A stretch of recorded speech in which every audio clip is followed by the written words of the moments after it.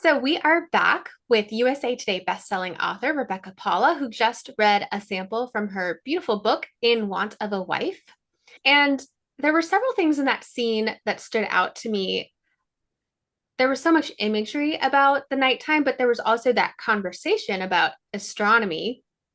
And there was just kind of tucked away in there. I'm assuming it's more in the book, this idea that Rafe has a sailor's knowledge of stars Yeah. compared with Lily's, scientific astronomy. So I'm curious, was that an intentional theme to kind of compare common versus like intellectual knowledge? So it really wasn't. It's just Rafe, originally his name was Royal, and he was always like the roguish, rakish second son.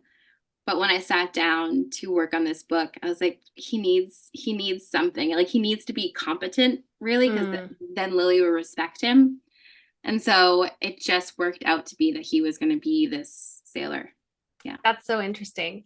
And when it comes to the astronomy, like, do you know astronomy? Did you do a lot of research to figure that part out for Lily? So I do an old journalism trick and I do TK when I'm drafting because I hate drafting books. There's like so painful. I can edit for years, but I hate drafting. So when I'm drafting, I'm usually just like TK, TK, TK. So I have to go back and research later. And I also have to be careful because I love researching. So I could like get sucked into research Yes. very easily. So the research for this book happened after the fact that this was written. So I had to basically fill everything in and then go back and verify. Yes. Yeah. And is the idea that there's a constellation that was misidentified? Is that based on something that really happened? Yes, yeah, that is something that did happen. Oh, that's cool. Yeah. What are some of your favorite ways to get into that research? Like, do you go straight to primary sources or do you go to like, tomes about astronomy? So I usually go to academic articles and I kind of dig in there and then I Mm. I go from there. Yeah. Yeah, I love a good academic I article. know. I could read them all day. It's like nerdy as that sounds. So you mentioned that you have this journalism background that informs how you do your research.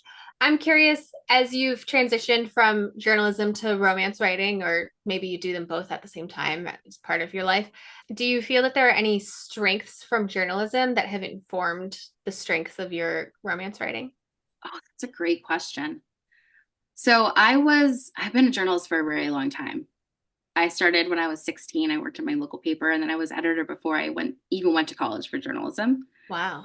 So I feel like my mind is worked in like deadlines Mm, and I'm very disciplined when it comes to writing and I feel like that is a strong asset to have when you're trying to write romance. definitely. Also the curiosity part.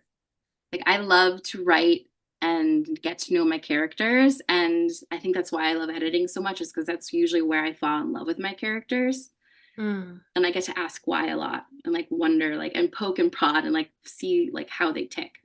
yeah. Oh, that's cool. That makes a lot of sense. Um, so kind of, I guess you're saying you draft first and then you're getting to know your characters in the edit. So when you sit down to draft, what's your entry point? Do you have the plot first, a theme, something you want to research, dialogue, something else? Usually it's always dialogue and I credit my love of like old movies, especially with this series. The banter in the series is great and I credit like 1940 Cary Grant movies for that. Like the Nice. back and forth, like the zinging banter. I love that so much.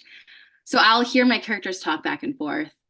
And I usually will know like one or two scenes in my head. And then I just kind of reverse engineer my book. This book was interesting because this book, I stumbled upon an old marriage advertisement while Mm. I was researching one of my first series. And I had put it on the back burner for a really, really, really long time. I wrote my other series. I had two kids, and I just came back into writing. I was like, oh, I should revisit that idea. And so that's how this story was born. Was from this old, absolutely ridiculous marriage advertisement. I Yeah, love that. yeah. I love the trope of a marriage advertisement like that. I'm gonna auto buy any book about that. So Well, I wanted to when I read the original, I was like, who would answer this? Like, and that's how this story came about because I was like, who is this character? Because this is a really ridiculous ask for someone. So I want to know like what happened. So yeah.